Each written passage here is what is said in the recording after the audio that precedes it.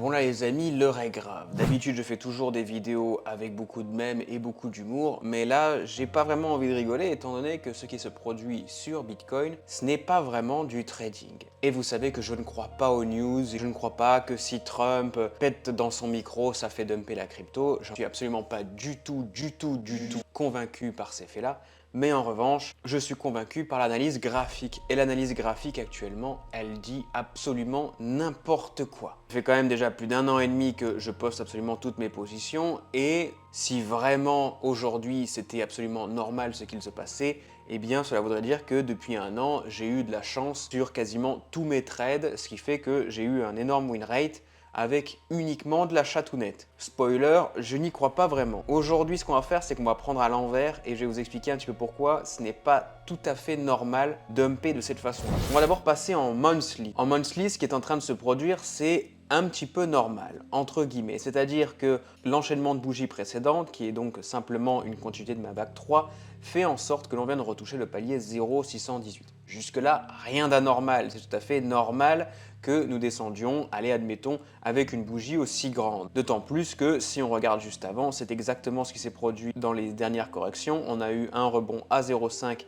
lors de ma première correction et vous allez voir absolument la même chose juste après en 0,5 également. Donc c'est tout à fait normal qu'on ait un rebond sur mon point pivot. Or, lorsque ces bougies se créent, d'habitude elles ne se créent pas en ligne droite puisque un mois correspond à énormément de bougies en hourly, on a souvent tendance à faire ça, remonter, descendre, ça, remonter, descendre, remonter, descendre, remonter, jusqu'à avoir une bougie qui vient correspondre à ça, justement. Et non, en une seule semaine, on trace une bougie d'un mois. Et vous allez voir, c'est encore plus complexe si on passe sur des intervalles de temps beaucoup plus petits. En weekly, on aurait pu se dire, et ça je vous le dis depuis maintenant un paquet de mois, et une vague C qui arrive, vague C qui devrait se terminer aux alentours, maximum aux alentours de 70K. Pour moi, on est toujours sur du down des familles avant de venir, en revanche, peut-être faire ceci avant de revenir redumper. Ce qu'il faudra faire, c'est effectivement que les vagues ABC prennent du temps, que effectivement c'était tout à fait normal que nous venions récupérer le palier 0,5 et le palier 0,118. Le palier 0,5, on se rend compte qu'on a fait un rebond quasiment parfait dessus, voire vraiment au dollar près, et qu'il nous reste actuellement simplement mon palier 0,118 à venir retoucher. Or, si ce point pivot n'est pas respecté, il nous reste encore une petite chance de venir faire un 0,786 qui donc correspond à mon 82 526. Jusque-là, on pourrait se dire que c'est tout à fait normal. En plus, mon VFI est relativement haut, ce qui explique que nous devions forcément venir corriger à un moment donné ou à un autre. Mais vous allez voir que là où ça l'est beaucoup moins, c'est si on passe sur des intervalles de temps un peu plus courts. Si je passe désormais en 1 heure, en 2 heures, en 3 heures, en 4 heures, en 5 heures, en 6 heures, en 7 heures, en 8 heures, en 9 heures, en 10 heures, vous devriez déjà comprendre un petit peu là où je veux en venir.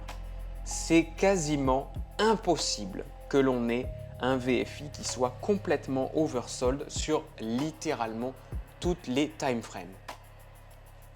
Également en 45 minutes, je ne l'ai pas précisé, mais évidemment en 45 minutes, en 40 minutes, on est légèrement en train de repumper puisque nous avions une petite vague correctrice, mais nous partions encore une fois sous une espèce de divergence que je vous donnerai tout à l'heure. En 30 minutes, pareil, on est en négatif. En 20 minutes, on se retrouve pareil sur du moins 13. En 15 minutes, c'est un petit peu normal vu qu'on a repumpé tout à l'heure à l'ouverture du marché US. En gros, ce que je suis en train de vous dire, c'est qu'avoir un VFI aussi bas pendant aussi longtemps, c'est totalement débile. Mais ce n'est pas tout. Si on passe en 4 heures, on se rend compte que là, on est justement en train de faire une divergence complètement ubuesque, étant donné que nous avons un petit golden cross qui devait nous indiquer qu'on avait peut-être une petite source de respiration à un moment donné. Et donc, malheureusement, on va venir récupérer tout ce tas de merde que j'avais dessiné il y a un moment, qui correspond donc à tous mes paliers Fibonacci qui n'ont pas été repris depuis un moment. Ce qui veut donc dire que là, nous sommes dans une divergence et donc que nous devons récupérer forcément ces ensembles-là, donc pendant les prochaines heures, arriver sur du 88K. Ce qui veut donc dire, cela dit, que les VFI vont être encore plus bas qu'ils ne le sont actuellement, ce qui est une folie déjà en soi. Donc on a une première divergence, mais c'est pas tout. Vous allez voir qu'en hourly, c'est là où c'est le plus rigolo. Je vais passer sur un autre graphique parce que celui-là il ressemble à moi qui ai mis un coup de poing dans mon ordi. On a un enchaînement, comme par hasard, d'exception dans le trading. Ici nous avons une première divergence, ici nous en avions une deuxième, Puis si nous en avons une troisième, déjà à partir de 2 divergences, vous êtes sur absolument moins de 1% de ce qui est possible d'être fait en trading, en hourly, sur la même vague impulsive. Mais c'est pas tout, puisque on continue encore une fois avec une fausse divergence ici, une fausse divergence juste là. Là, ok, on reprend tranquillement pour arriver sur une vague correctrice.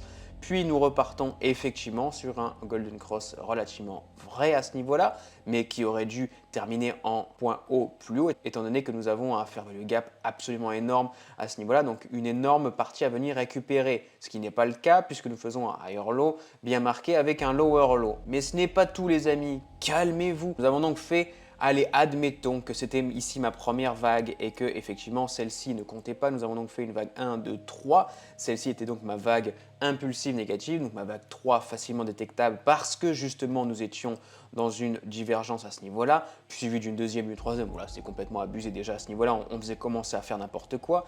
Mais si on était dans une vague 3, eh bien ceci était la vague 4.